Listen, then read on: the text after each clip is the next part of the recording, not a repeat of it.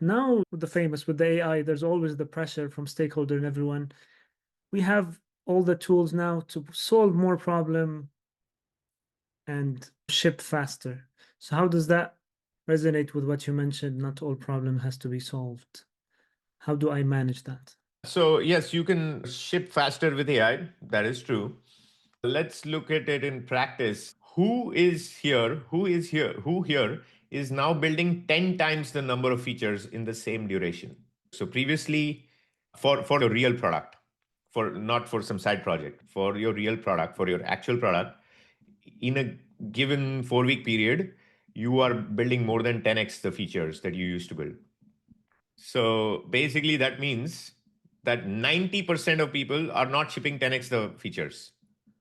Yes, with AI.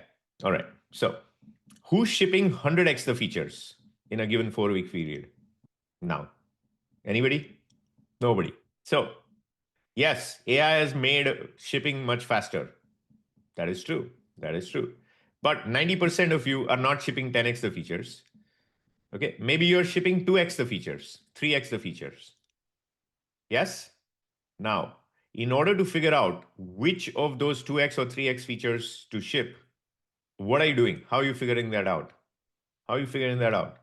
Because there's still, if you ship 2x features, 3x features, you're still left with many features that you're not shipping. Okay, you're using data, you're using standard stuff, research, analysis, customer inputs, whatever, competitive analysis, various other things. Yes? Okay, cool. All right. So what does this mean? What does this kind of line of thinking mean in practice then? It means that you are still not solving all the problems that you could be solving. Yes or no? You're solving many more problems, but you're not solving all the problems you could be solving, even with AI. Yes? Okay, so that's first. Second, now please everyone pay attention to what I'm going to ask you now. When you build a feature, when you build a capability in a product, in your product, does that then sometimes or usually preclude a different feature that you could build? Meaning, it makes it structurally impossible to build a different feature that you could have built. Think about it, and I'll maybe give you a concrete example. Say there was a big debate. Should we have a comprehensive onboarding flow that captures all user information upfront at onboarding? Or should we have a very light onboarding flow? Now, those are two features you can build, two different features you can build. Yes? Once you pick one, you preclude the other, don't you? I mean, you exclude the other. Yeah, you can do A/B tests, but at some point you'll pick the better performing version. Yes or no? And you'll say, no, we'll do a dynamic onboarding flow, which will show the longer onboarding because AI, all this nonsense. Okay, so that means now you're building like a dynamic onboarding, which is for some customers, you send them through the comprehensive flow. And for some other customers, you send them through the light flow, depending on some probabilities of which one will convert better. Okay, cool. First of all, very few systems have this, but okay, your system has this capability. Yes? Okay, but you are still now in a world where the choice of one feature basically creates the exclusion of the other possible feature. Yes or no? So now my question is, how will you decide which is the right way to go? And in this case, of course, you'll do some experiments to figure that out.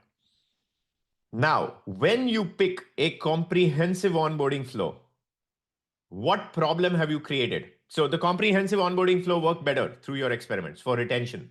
For retained revenue, it worked better, let's just say. Okay, so you pick the comprehensive flow.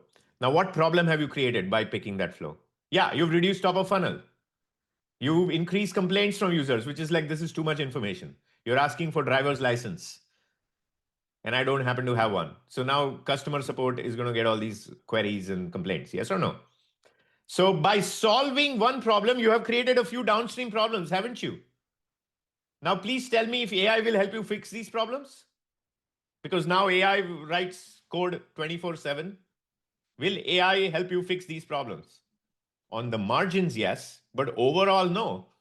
The problem exists because of a structural choice you made, and that was the optimal choice.